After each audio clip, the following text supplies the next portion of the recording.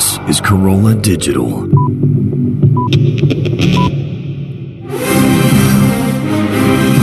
Socrates, Buddha, Lombardi. Great teachers, mentors, and coaches throughout history. Joined now by Adam Carolla. Don't do your best, do my best.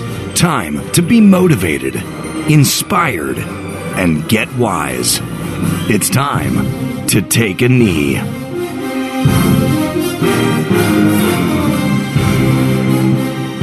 Yeah, get it on. Got to get it on. No choice but to get on. Mandate, get on. Welcome to Take a Knee. It's our motivational podcast. Eli Crane is our guest. I'll tell you all about him. Good to see you, Eli. Thanks for having me, Adam.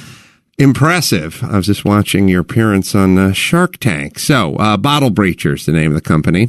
And you start off as a student. You're in college. 9/11 happens. You sign up to be a Navy SEAL. Let's take it from there, and then we'll get to the company in a few moments. So you're at Arizona State? Arizona University. Oh, yeah. One's a prestigious academic That's right. institution, and the other they just go to and shoot. Gary went there. He learned how to shoot at cactus. There you go. Super nice. Important life skill. So you're there on 9/11? Yeah, I was there on 9/11, yeah. And you basically go all Pat Tillman, right? You're like, I'm quitting this and signing up. Yeah, I wanted to join the military since I was a little kid. And so when 9/11 happened, it just seemed like the perfect time. And it was pretty cool watching how many thousands of young Americans actually, said, I'm not, this is my fight too. I want to be part of this, and I want to make a difference. So that's how I felt. Yeah. So pardon me, anyone who serves this country, for sounding douchey, but I do draw and have always drawn a distinction between the people that sign up for the military during peacetime when there's nothing particularly going on, get some training, get some free medical and dental, and maybe they weren't the greatest students in high school, and the people who drop what they're doing to sign up because a war has broken out. I like them both, but I do draw a distinction between the two groups. There definitely, I think, is a distinction, even though we both like them both, we both respect them both, but there is a distinction, and there's even more of a distinction between those that sign up in a wartime environment and those also that want to go and join a combat unit. Because, a little secret is, when you're overseas, probably just a small percentage of guys are actually in combat units leaving the wire on a daily basis. So if you're signing up to join Rangers, Special Forces, Navy SEALs, Marine Infantry, my hat is really off to those guys because they're putting their butt in the frying pan. So you sign up and you want to be a Navy SEAL, right? Which means out here in Coronado and San Diego or wherever and doing all the crazy bud training and everything. And that's what you signed up for originally, right? That is exactly what I signed up for. Now, that is a crazy attrition rate where 100 guys start the buds or the basic underwater demolition. I think that's what it starts with and whatever. And 91 out of the 100 drop out or something crazy. But you tell me, how's that work? I know you didn't make it through the first round, but you came back. But tell me how that works. Yeah, so it's about 75 to 80% attrition rate. And so it is a pretty high attrition rate. I didn't make it through on my first try, and it was 100% my fault. I kind of had this half-ass mentality that I think a lot of us grow up with, like, yeah, just kind of wing it. Yeah, that really didn't work well in SEAL training, and the instructor smelled it all over me. And I actually made it through the hardest portion of our training, a week called Hell Week, and they front load that in the first 4 weeks of the program because they don't want to spend a lot of time and money on you if you can't prove to them that you'll be there when the going gets tough. But a week and a half later, they were like, hey, dude, you failed to run, you failed to swim, you failed an obstacle course. You're not the best of the best, and that's what we need here. So we're going to send you back into the fleet. And that's what happened to me. Hell Week, it's funny when I hear about all this stuff. Whenever I hear about all these crazy stuff about like you get a mask full of seawater and you lay on the beach doing scissor kicks or all carrying the log or something. This part where they talk about sleep deprivation, that's the one that scares me the most. Like that just and I don't know, is that even legal? Do they do that today? Oh, and what was it back then? Absolutely. I mean, I think we're the only guys that do it the way we do it.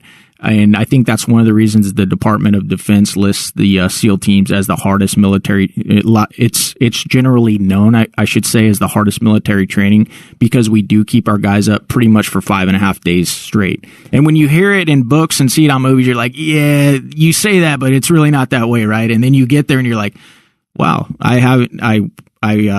we started this Sunday evening at 5 o'clock.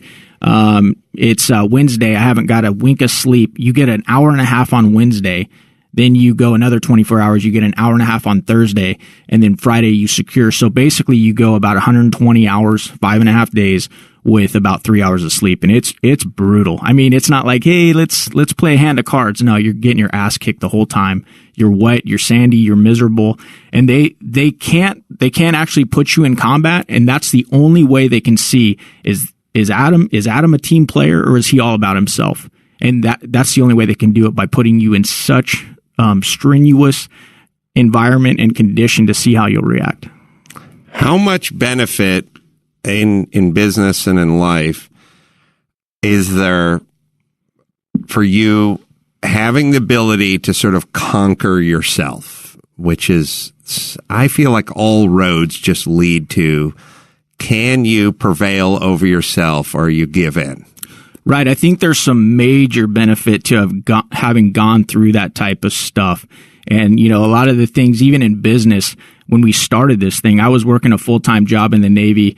We had 2 young kids. My wife, was working her ass off. So was I. We'd work late into the nights, early into the mornings. There were no weekends for a couple years. And it was really phenomenal to be able to draw back on these experiences, the sleepless nights, the stress. But I will tell you, there's a dichotomy, because it's, the other side of it is sometimes it makes it hard to relate to other people that haven't been there, gone through that. And you're like, hey, just not a big deal. Just keep pushing, keep going. And they're like, yeah, no, I need 8 hours of sleep. I need a break. I need a cigarette break. No, I know. It's when you have the people, couple things. Anyone has done anything, like when somebody, they're explaining to you, like you go, look, you're going to have to work this while you're doing that. Like you got to do this simultaneously. And they go, hey, I work full time, or like, I'm a full time student. Or like, yeah, you got Saturdays, you got Sundays, you have evenings, you have plenty of time to do all this stuff. And, when they start throwing the stuff at you, and because you've done it, that's not an excuse, in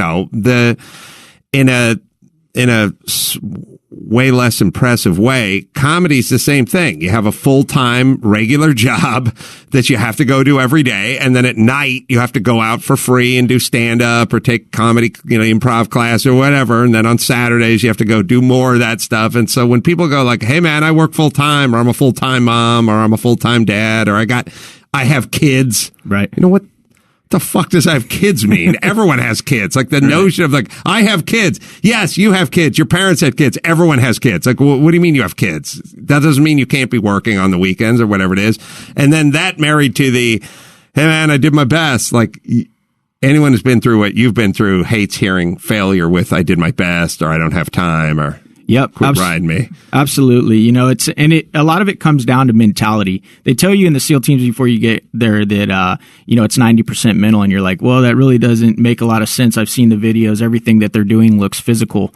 But if I was able to line up 100 guys that made it through training and 100 quitters for you right now, I guarantee you could not tell the difference just by looking at them.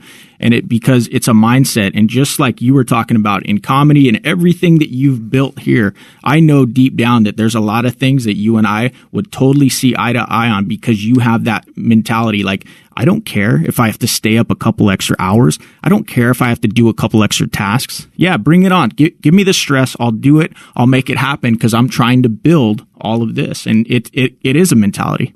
It's a definite mentality, and it's the part that I kind of worry about because I got it from playing football, not from the military, but the football is basically the military. Everything they do is the same as the military. They line you up. Yes, sir. No, sir. It's time to run. It's time to get yelled at.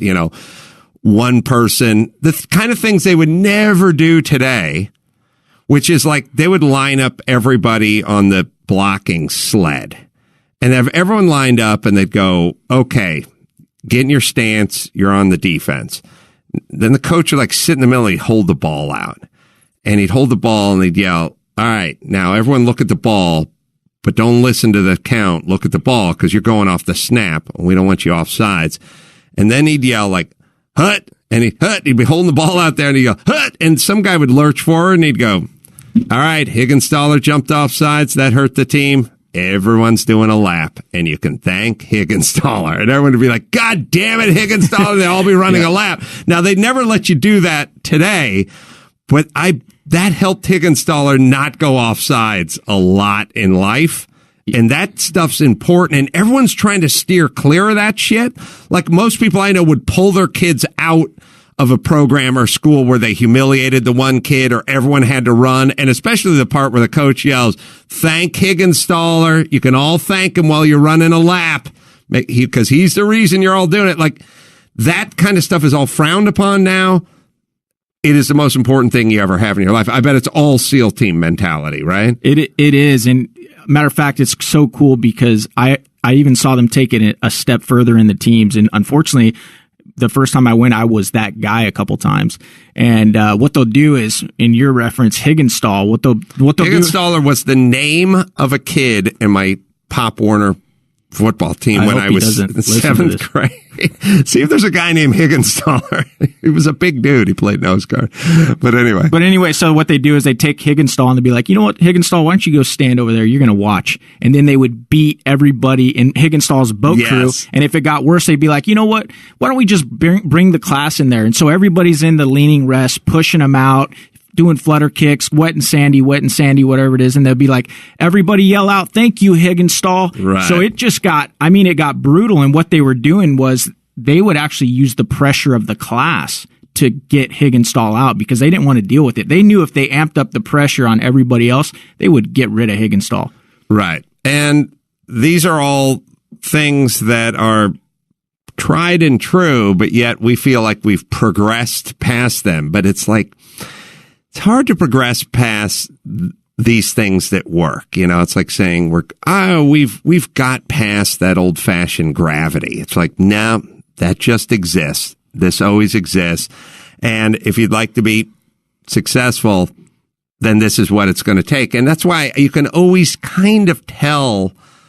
I can always tell guys that were like ex-military or guys who like did wrestling at a high level in like high school and college. Like those are the guys you want to work with because they don't have any excuses. They're like super disciplined, like the wrestler guy who had to cut weight every single week. That guy, that's the guy or girl you want to work with because they beat themselves mentally so many times, so long before you ever met them that they're already like pre-broken.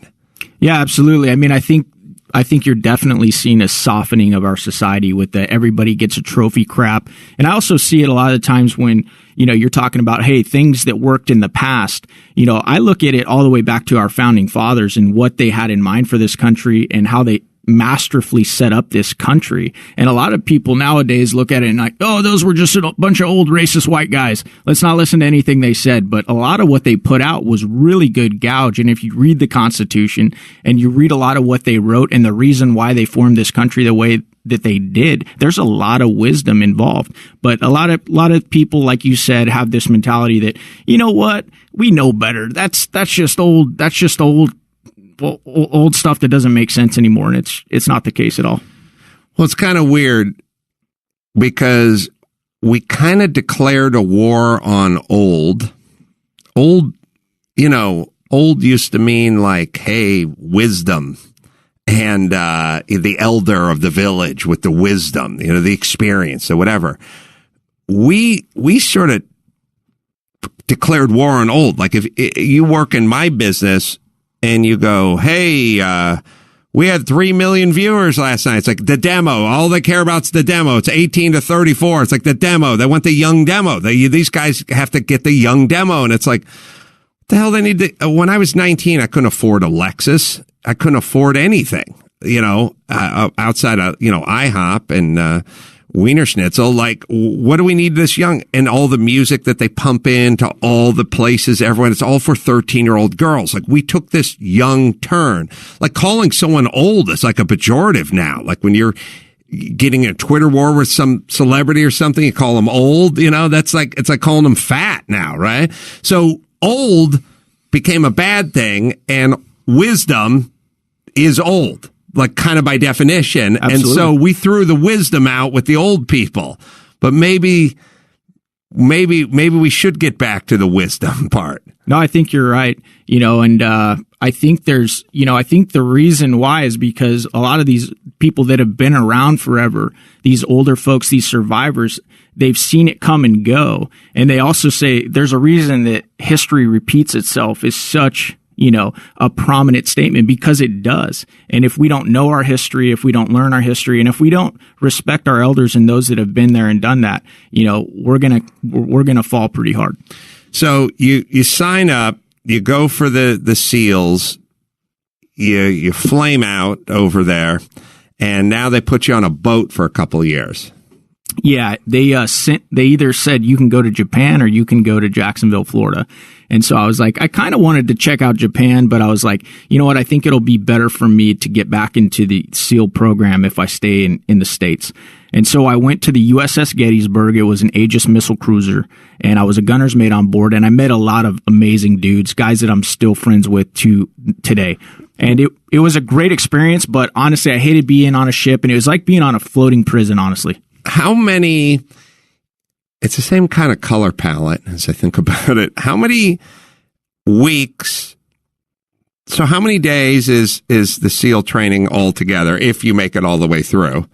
So the first part, BUDS, the part you referenced a second ago, is about 6 months if you make it all the way through. And then there's another probably year and a half called SQT tacked on top of that. Now, if you make it through BUDS, you have about a 95% chance of becoming a SEAL. How far into the BUDS were you when you were told it was time to leave? So I was in probably right around 2 months. But like I said, even after Hell Week, there's about a 90% chance that you're going to make it. What was your attitude, and how did you learn the news that you weren't going to be able to continue? Right. So honestly, at first, my attitude kind of sucked. It was kind of like, well, that's not fair.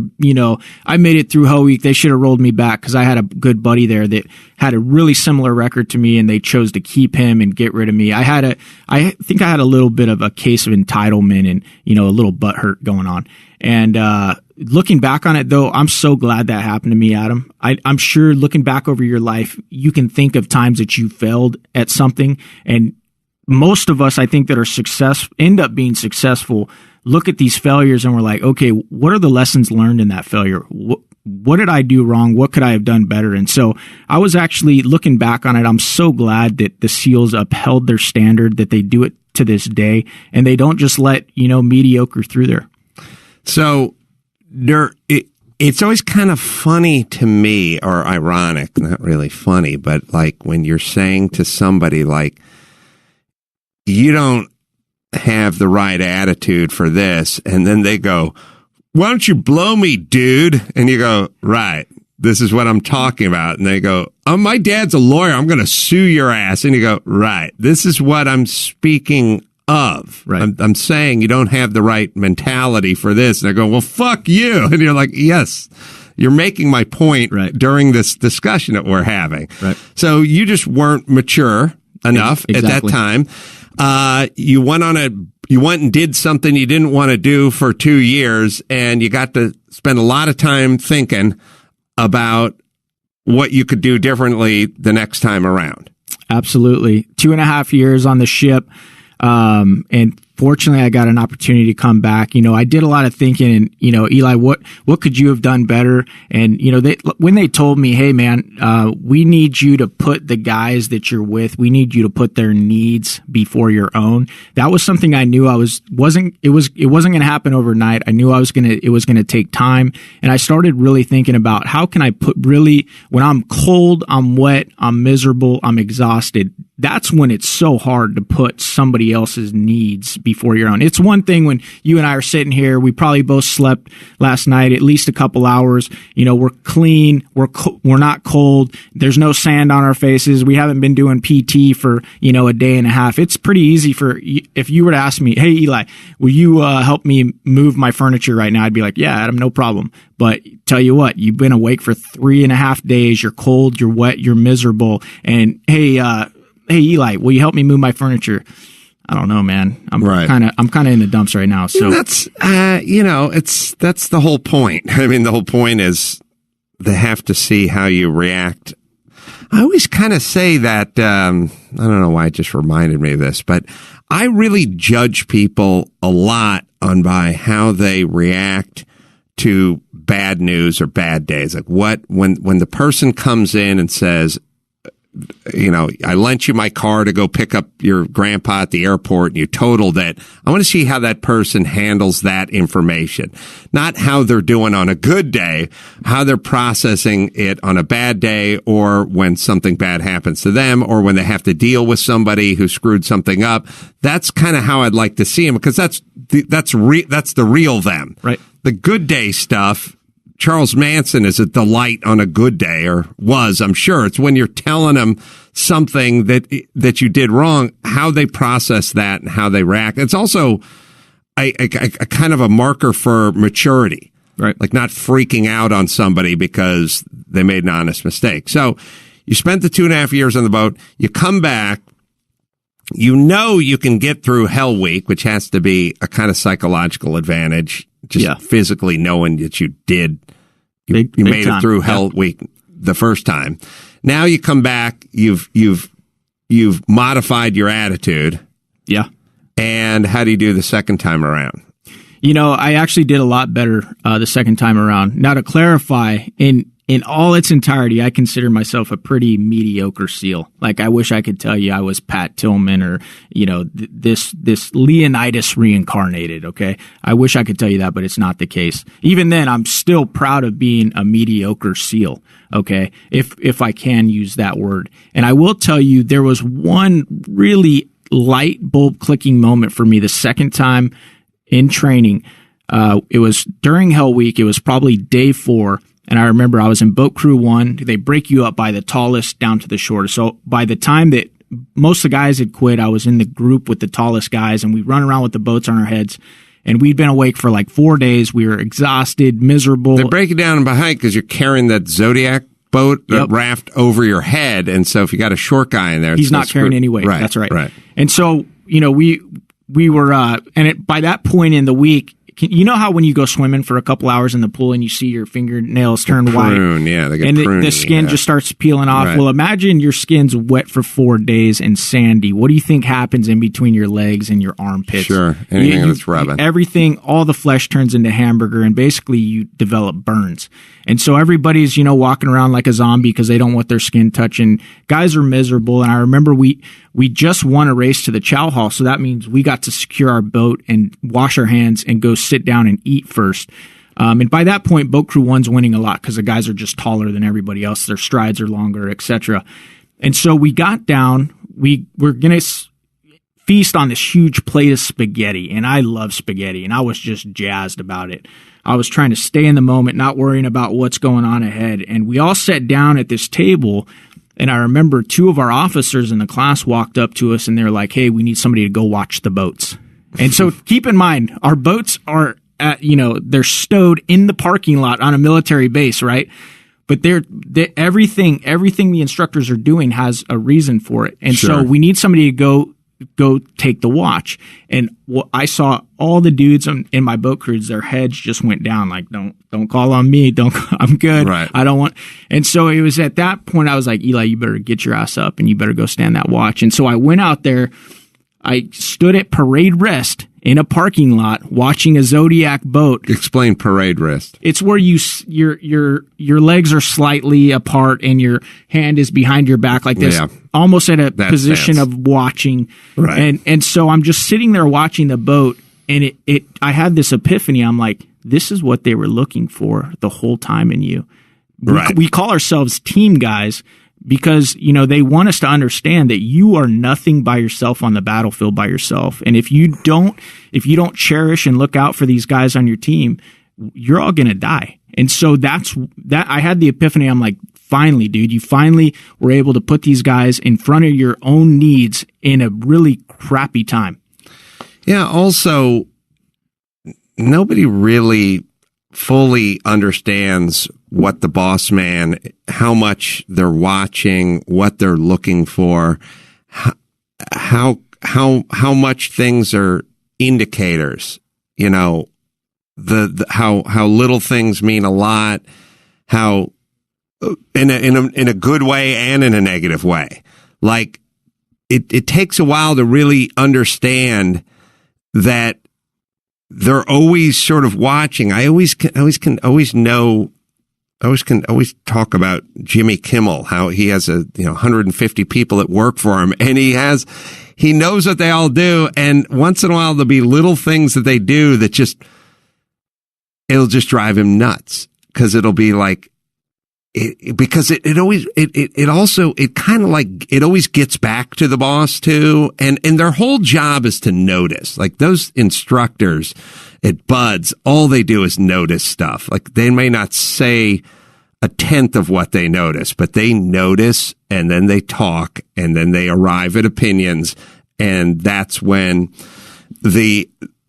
that's when you get cut, right, with no notification.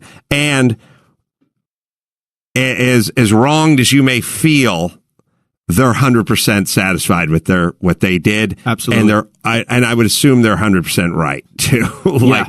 And even within the same guy, I mean, they were right the first time with you. Yep. And if you would have taken the attitude to the ship for 2.5 years that you got screwed because those guys were assholes, right, you would have never been able to come back and fix that. No, you're right. It was definitely a real, I think, a key transformation in my own life where I learned to take ownership of my failures and really take responsibility for them and I really learned to start pointing the finger at myself first. Internalization. And for people who are, it's what all children have, and then you're supposed to mature and get past it, but now a lot of adults have it. So internalization at the beginning feels horrible because everyone wants to just talk about how it wasn't their fault or why they shouldn't be blamed or how come this was out of their hands or who no one could have ever done better or foreseen this or anything. That's how it starts off. And then later on, if you really get into it, like the guys who run 10 miles a day, it sounds miserable, but to them it actually feels good, like they need it, like there's a runner's high or whatever it is. The part where you take almost every facet of life and try to figure out what your role was in it and how you could be better at it, even things that don't sound like your fault or your doing or your responsibility, you actually make it your response. You do the opposite of externalizing, which is you've tried to figure out what small role you played in this thing going south. It's liberating. It is. You actually, it feels totally counterintuitive to look for openings to insert yourself when things went wrong. But once you start getting on that path, it's a little intoxicating. And you find that the success comes so much faster when you start doing that. Yet, I was just telling somebody the other day, it's kind of it's really pervasive. I lost a friendship. Not like you lost friends. I lost friendships. Guys are still alive. We're just not talking because, like, I had a guy once. He was like 34, 35. He wasn't doing well in his life at all. And he was complaining to me about his career and his job and whatever. And he said, I had this domain name I was going to buy. I was going to go in halvesies with this chick. It was like $1,200. We're both going to put in $600. If we could have got the domain name, I could have made a lot of money off this domain name. And this bitch screwed me because at the last second she took her $600 and she took it off the table. And now I'm fucked because we're going to go in together, and she totally hung me out to dry, and this bitch screwed me over. And I said, here's the real question I think you should be asking. You're 34. Why don't you have $1,200 for a domain name? And he's like, what are you talking about? And I'm like, this bitch screwed me over. I was like, yeah, she may have screwed you over, but why were you able to be screwed over for $600? You should have more than that saved up by now, and you should have just went on alone and bought this. And he's like, because she screwed me. And I'm like, yeah, there's plenty of people around who are willing to screw you at all times, but you can sort of make yourself screw proof by having a savings account. And he's like, fuck you. Like, and I was like, well, if you'd like this to not happen again, that's more the path you should choose. And we didn't really talk again after that because it didn't feel good to him to go find a goddamn mirror and realize why he couldn't rustle up $1,200 at age 30 something versus the bitch screwed me. Mm-hmm. I don't know why the bitch screwed me feels good because it's empty calories, man. That doesn't get your checking account filled up. That just makes you feel satiated. But so many people are in that mode. And if you could get into the mode where you totally internalize that situation, you would then find a path to get out of that mire very quickly. No, I completely agree with everything you just said. I like to think of it as we are our own worst enemy. I mean, I think a lot of us spend way too much time trying to compete with other people. Like, well, if I was only as funny as Adam, or if I was only as smart as this guy over here. And it's like a lot of times we spend too much time focusing on other people when, if we just put the focus on ourselves, take the accountability for our lives, figure out why we can't scrape together $1,200. That's when you become dangerous. And like you were alluding to, that's also when you start becoming really successful. Yeah. And also the internalization that everyone wants to fight because it makes them feel like they screwed up or they're wrong or they whatever. Think about all the things 7-year-old kids do. They don't say, like when you come in and there's milk all over the floor of the kitchen and you go, what happened? They don't say, I spilt the milk. They say the milk spilled. They just remove themselves right from the equation. But our job is to not spill any more milk.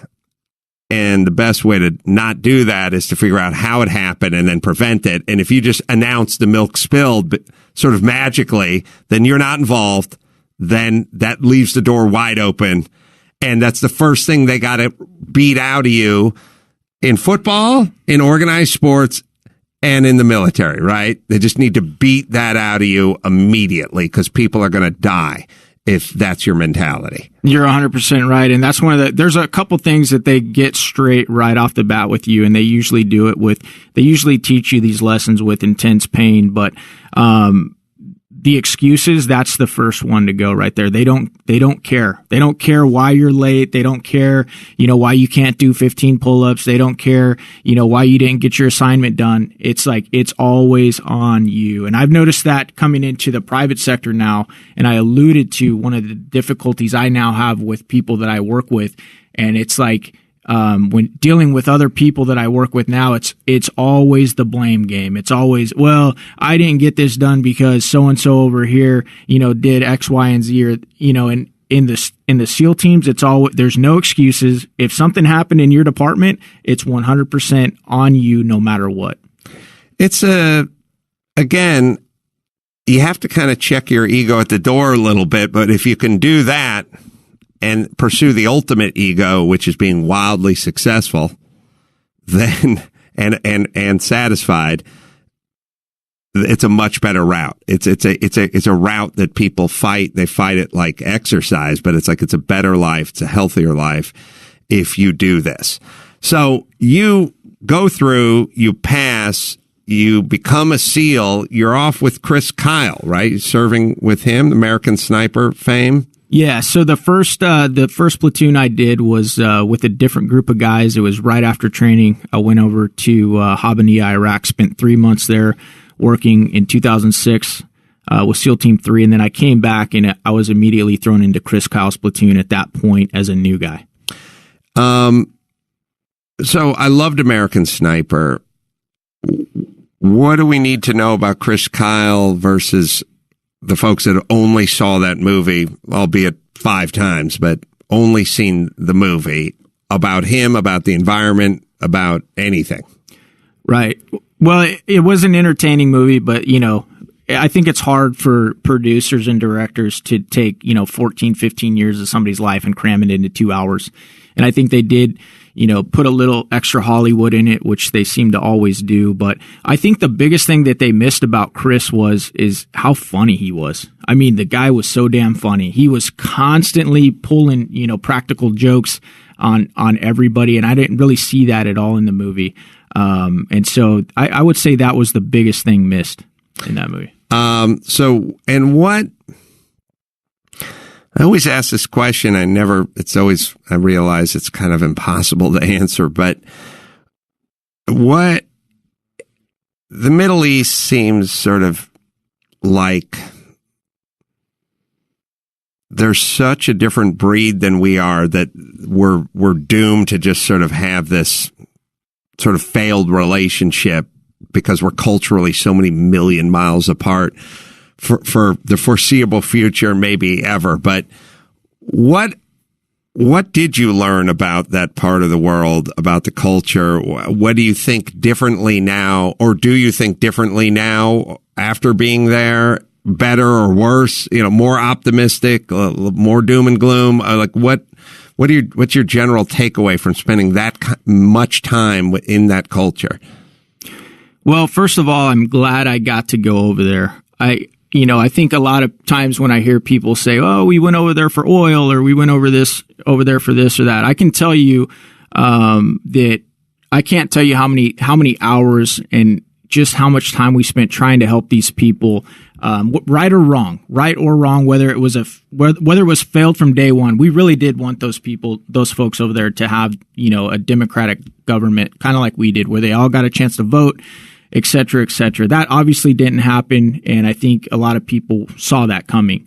What I will say is that I really don't feel like Islam is very compatible with Western culture, and I don't know that it ever will be. I don't know if they'll ever become progressive enough in that religion to where it will be compatible with Western culture, and I'm very concerned about it, to be honest with you. I did tell people all the time when they were asking me, "Hey, Eli, are you glad you're going over to the Middle East? What do you feel about?" Because I'm really not a violent guy at all. I love people. I even love a lot of people over there that I was fighting for. But I will say this: I did notice that while I was over there, and while we were in Iraq and Afghanistan for 10 years, that you did not see any major attacks on the U.S. homeland. Okay, that's something that I want your listeners to really understand. And we all knew why when we were over there. It's because we were chasing them in their own backyards. And I'm talking about the bad guys. I'm talking about the small percentage of people that feel like, hey, you're an infidel, Adam. Because of that, because you won't convert to Islam, we should kill you. We have every right to kill you. And so, I noticed that there were no attacks on the U.S. homeland while we were over there for 10 years. And that's something that people would ask me, "Hey, are you glad you're coming home?" And I was like, you know what? I miss my wife. I miss my kids. I'm glad I'm coming home. But watch. I would tell anybody that would listen, you will start to see attacks on U.S. soil again. And sure enough, now you're seeing attacks on U.S. soil all the time. And basically, Adam, I know you talk about sports a lot. It really comes down to on this podcast. The podcast. No. Hold on, Gary. If you find Dylan, I think in President Me or in 50 Years Old Be Chicks or something, I did address this goddamn thing that always drove me nuts, which is, by bringing the fight to them, you're just creating more terrorists. And I'm like, how does that work with cockroaches? You're saying by killing cockroaches, you're creating more cockroaches in your kitchen? I'm a little old fashioned. I'll like to just kill cockroaches if I got cockroaches, an infestation in my kitchen. And no, I don't think that creates more cockroaches. Nope. I bet you if you go kill cockroaches in your kitchen, then you'll just have a bunch of dead cockroaches and you'll be able to open your cupboard and not find a cockroach. That's what it seemed like to the lay person. But I have a lot of assholes I have to live with in Los Angeles, and they're explaining to me how this works with no knowledge and no military history and never gone any further than Canada. And they're giving me a tutorial on how this works. And my thoughts are two things. A, let the military, I think they know what they're doing. And B, no, I don't agree with you on your math that killing terrorists creates more terrorists. No, a lot of these folks that we're having to deal with, these bad apples that we're having to deal with, they have an inherent hate for Western culture and everything about what we stand for. And here's the deal. Here's the God's honest truth. At the end of the day, one way or another, Americans are going to die. And that's a tough pill to swallow because I love everyone. But you can either have it be soldiers in a uniform that have volunteered to go over there and fight, or it might be your mom, it might be your aunt at the mall, at the movie theater. As you can see, they don't care if you're wearing a uniform. They don't care if you're a combatant. They just want to kill you because you don't believe what they believe. I agree. And they need to be killed. Absolutely. That percentage, that group does. Gary, do you have it? What's it from? President Me. What's it say? Does it say something about this? It does. And let me address the pervasive idea that chanting USA, USA when we smoked bin Laden only served to inflame you and was a recruitment tool for making more terrorists. Fine by me, if that's the case. But if we create more terrorists, then we just need to make more drones to kill them. It's a great business model. You came pre-inflamed because of your retarded religious beliefs. No amount of ass-kissing from the West is going to convince a poor 18-year-old Middle Eastern male that life wouldn't be better if he strapped on a suicide vest, blew up a pizza parlor, and went to paradise for his 72 virgins. I'd like to undercut that motivation a little bit, not by convincing you that America isn't the great Satan, but by pointing out that those 72 virgins aren't going to last you through eternity in paradise. When I was 21, 72 virgins wouldn't have lasted me 2 months, and then you have to think about whether or not they stay virgins. You'd have to make the first one the whore and use her for 8 years before moving on to the next one. Eternity is a long time, brothers. Wow. Well said. Well said. So, yeah, and you tell me, and then we'll get into your business, which I'm looking at many artifacts of, and it's very impressive. What is going on right now, in terms of the president that we have in the Middle East? You know, I hear it's a really weird world because I hear little bits and pieces about ISIS being on the run or Al Qaeda being on the run or their numbers dwindling or blah, blah, blah, breaking up the chain of command and everything else. But there's so much, how much Diet Coke does Trump drink talk on the news that I really don't get to a lot of this stuff. But what really is going on? Yeah, the real important news is what leads about eating KFC. And then if we have time, we'll get to ISIS, but we don't have time for that.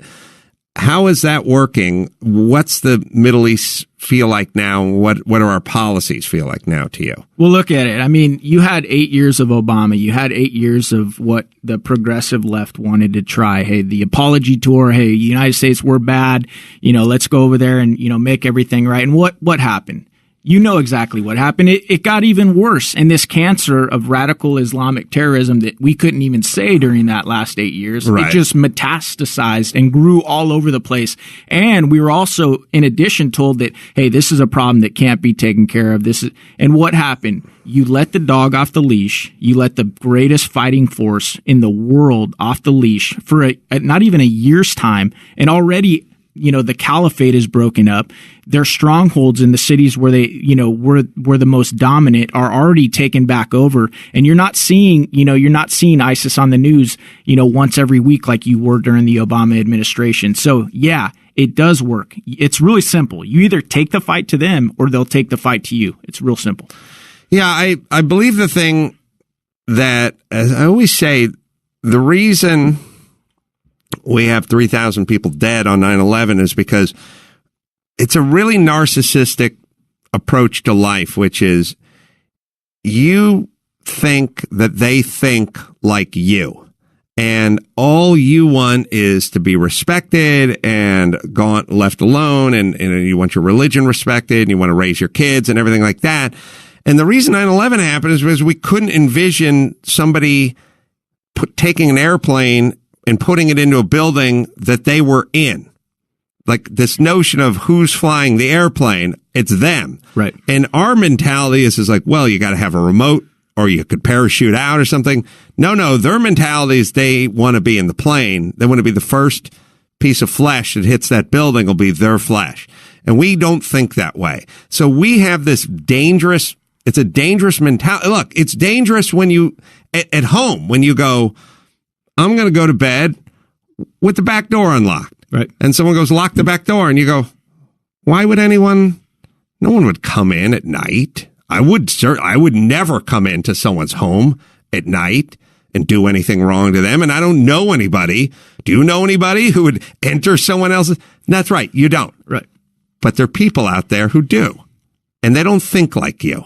Right. So you got to lock that back door, or you got to put a gun under your pillow, or you got to do whatever you got to do. But what you can't do is assume they think like you, because they don't think like you. And that's what gets people killed.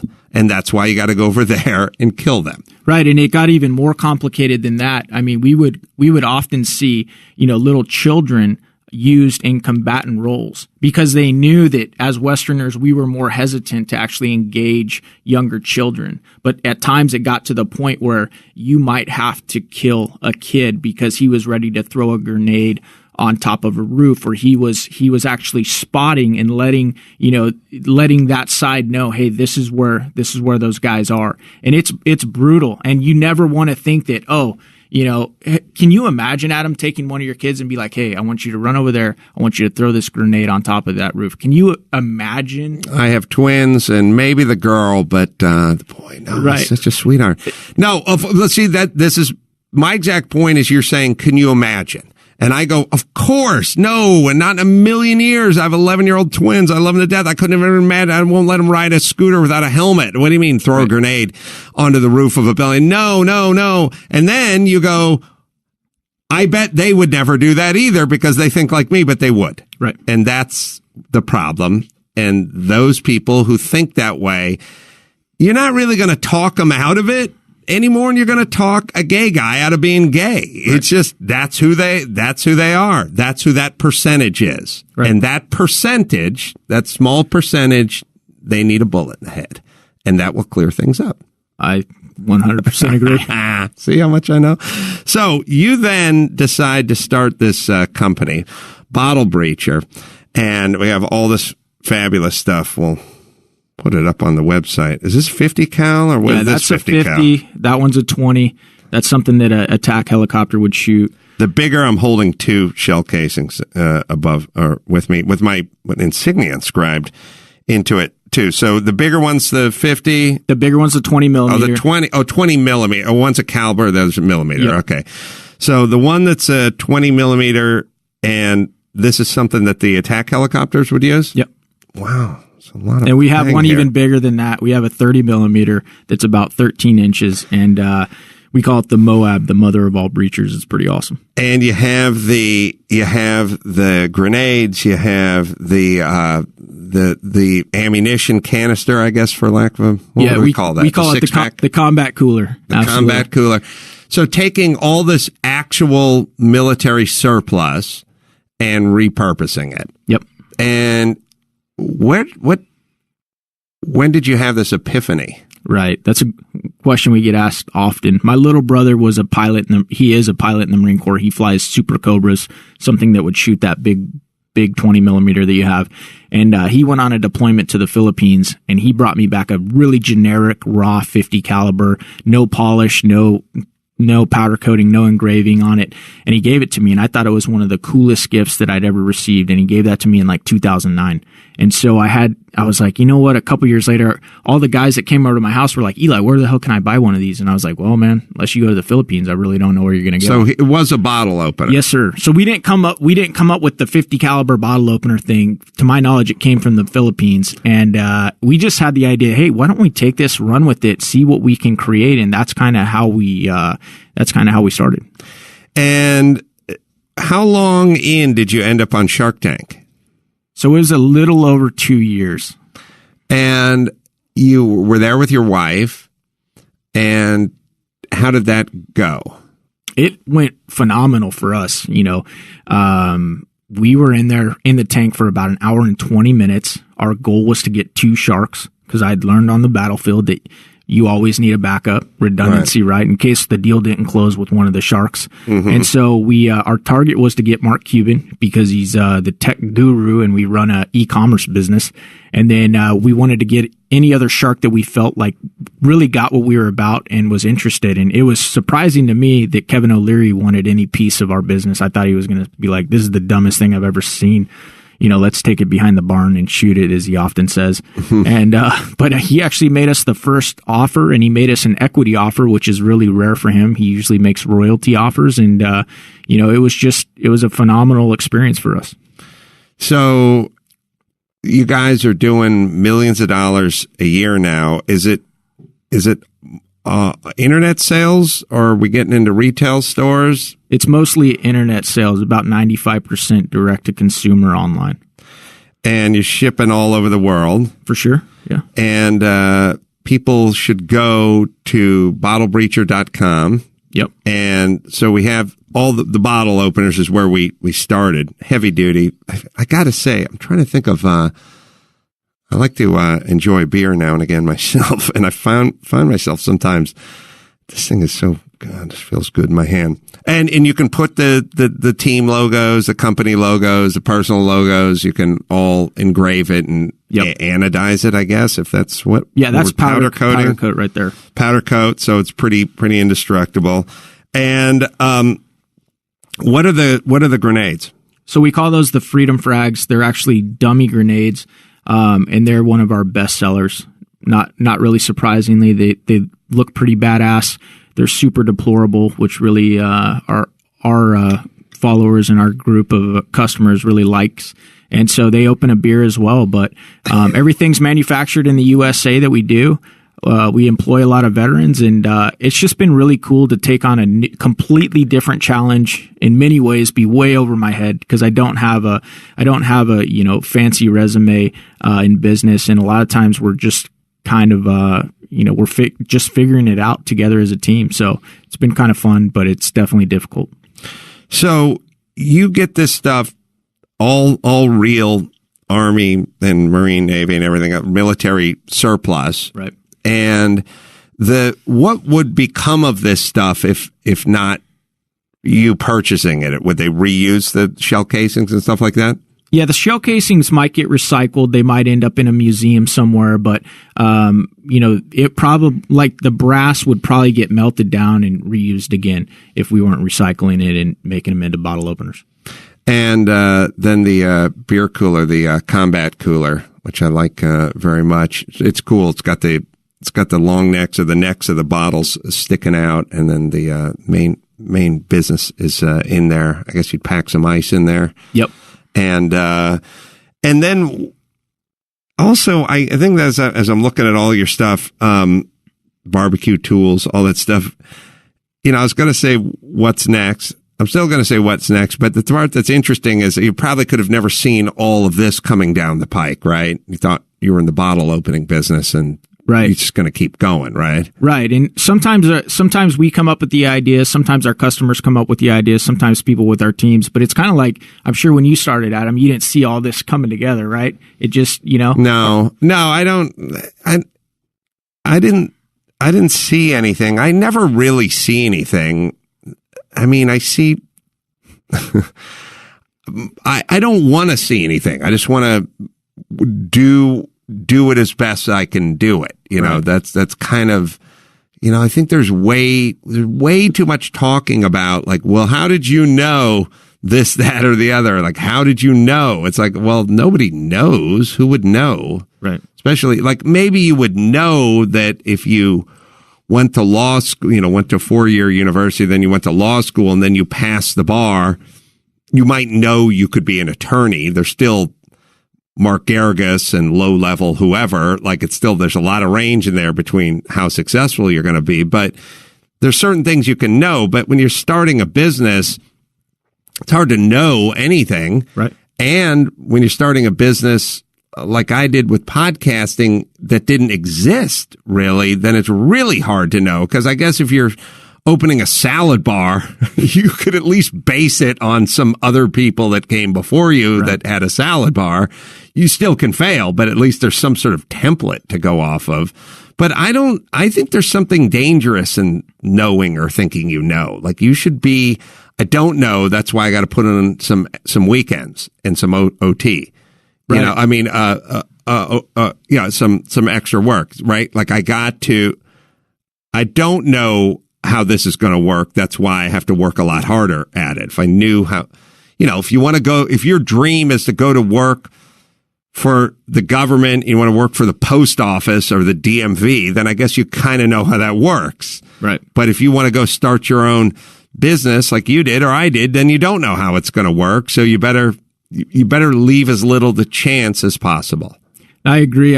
It kind of drives me crazy. It's one of my pet peeves when people act like they know what's going to happen. Like I try and be pretty humble and just realistic about, well, this is kind of my plan. This is what I'd like to see happen. But you never know how it's going to, I don't think anybody knows. And I think if they tell you they know, they're full of it. I mean, we all have this path, this idea, this strategy that we're going to implement for 2018. But, is that really going to be how it all plays out? I don't know. Well, the part I hate is when you step, it's that kind of thing where, one of the things I really enjoy is building and design. And if you design something right and you really lay it out right and you really do it right, then people will walk in to that space and they'll go, yeah, that's how I would have done it. And it's like, it is? I don't know if that's the way you would have done it. Now, once it's done and you see it done, then you go, smart. But like, the console you're leaning on, I designed it and I built it in the back. And I had to figure out like what shape, what size, what width, what height, how far in the corner were we going to put it, like what corner we were going to put it in. And once it's done and it kind of works, then everyone goes, yeah, it's what I would have gone with. But it's like, I don't know. I'm not saying you wouldn't have, but don't be so casual with that's like me. Easy day. Yeah, there's a lot that goes into just the planning of things and how things are laid out. And a lot of that is experience. And I don't know that I always think, and I mean, you tell me what your philosophy is. I'll always go, when I laid out this studio and room, engineering room and offices and stuff like that, you have to kind of go, how wide do you want it? How big should the studio be versus the engineering room? Where should the windows be? What shape should it be in? And so on and so forth. And if you do it and it's done and you live with it for a little bit and you don't sit around going, damn it, I wish I'd moved that wall in just a little bit or pushed it out or made a little more room for the engineering or whatever it is. If you don't have those feelings, then you nailed it. And it's really hard to nail without the experience. I probably had to build a ton of stuff. I never built a studio before, but I built tons of everything. And if you do tons of everything, you can do a studio or do anything you haven't done before. Right. I mean, your experience in the SEALs, I mean, you're doing a business and it has to do with military equipment, but it has nothing to do with the military. Right. You could be selling pot holders made out of repurposed skirts. Right. It wouldn't matter. It'd be the same SEAL team kind of mentality that you bring to it, right? Right. And a lot of it, we find a lot of the same stuff in new product development. And I think a lot of times we talk about test, and also being able to be critical of our own design and our own plan, and just really try and pick it apart. Like, hey, this is what we think we're going to do. Now let's try and pick it apart and see why it won't work. And I found that in the SEAL teams and in the military, we would spend as much time contingency planning during operational planning as we would on planning the mission itself. Like, okay, this is what we want to do. We want to take 4 trucks over there. We want to take, 25 SEALs. We want to hit this target. We want to grab some turd out of that house and we want to bring him back to base. Now let's figure out why it's not going to work. Okay, what are we going to do when, this tire goes flat? What are we going to do when, the first vehicle gets blown up by an IED? What are we going to do when we get to the target house and it's not the right target house? And so it's like, by contingency planning and trying to pick apart your own plan, a lot of times you can really mitigate your risk and come up with a solid idea before you even start. Well, in that spirit, the same for when you're planning a product or a studio or whatever it is you're planning on, whatever the endeavor is, bring people in and tell them to tell you what they don't like about what you're doing or your planning or your design or whatever it is. And to continue the theme of internalization, be thankful that they're going to tell you a few things that you don't want to hear about your idea or your design or your lettering or your logo or your whatever that they don't like, because you haven't gone into manufacturing yet and you haven't laid out the studs or started putting down the plywood yet. You're still planning. And you're getting free advice, and you should listen and not have an ego barrier that doesn't let that information get through. You also are going to have to be sort of tuned up enough to know what are some good ideas and what are some bad ideas, because they're not all going to be good. Maybe 5% of them will be good, but you'll have to be able to let those in. And I don't know what you guys do with your products, but I imagine it's that same team thing, which is anything I build, I always just walk people through it and go, here's what I'm doing. Well, now what would you do? And a lot of time they go, I'd put the door on the other side. And I go, why? Because you come in, you pull in, that's where you park your car. That's where the door should be. And I go, okay, yeah, that's good. Yeah, okay, that's right. And by the way, guess who's getting credit for that? Right. Me. Right. That's what I don't get. Like, everyone's like, you're going to get the credit. Right.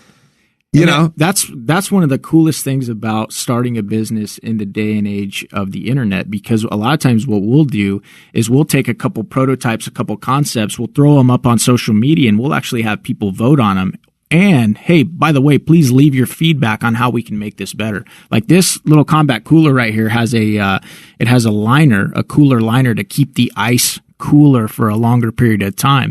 And that was totally something that our followers and customers, they said, hey, this is what we really want to see with this design. And so that's a great way to get feedback in this day and age. Yeah, I think people are way too married to, I do my own thing. I dance to my own drummer. This is my idea. This is my idea. It, right? No, the thing you learn. I'm right now in the process of trying to write a bunch of jokes for Jimmy and his Oscars, and nobody cares who wrote the jokes. They're just he's either going to tell good jokes or not, and then he'll get graded, and then he'll get the praise if the jokes are good. And no one will ever go, who wrote that joke? They'll just go, it came out of your mouth. Right. So good job hosting the Oscars. Yep. And you got to understand that's how people are wired. Doesn't matter. People intellectually understand that there's 13, 15 guys and girls somewhere in a room writing jokes, but they're still going to give the praise to one person. Right.